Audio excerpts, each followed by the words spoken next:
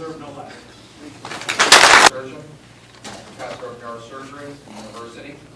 A long time. I was born in this county. I've been raised in this county ever since. I just heard about this meeting at about 3 o'clock when I was in the middle of somebody's spinal cord. This meant, I finished it, not to worry. But this meeting meant enough to me that as a person who doesn't have a lot of free time, I came here because this is that important. As a surgeon, the only importance of that is that I am raised in a field that demands scientific, statistical evaluation of what you're going to do. That places me as far from a politician or an attorney as the universe permits. I'm not trying to offend the entire group.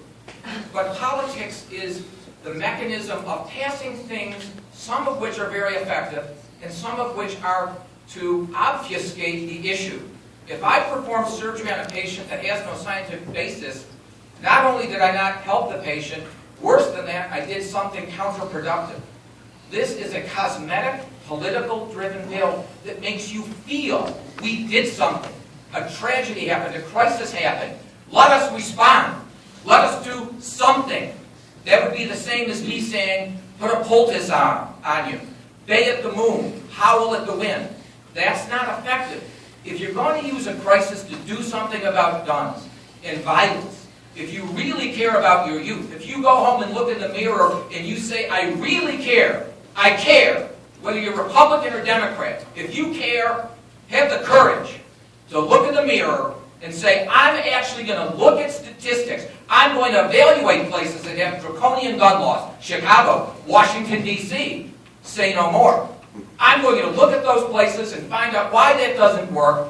We all want something better for our children. We all want safety for our citizens. But let's do something that really, truly is effective rather than turn me into a felon. And the one other thing I'd say is if you don't have the courage to vote on a resolution about the SAFE Act repeal, I would suggest you stay late and vote on a new prison building because I have no king.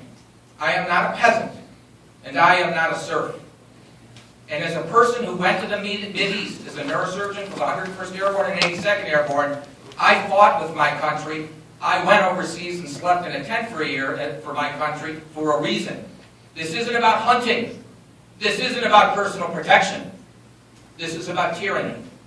Whether you think that can happen or not, read, learn, use science and statistics. It can happen, and over time, its prevention is by us being able to enjoy our Second Amendment rights.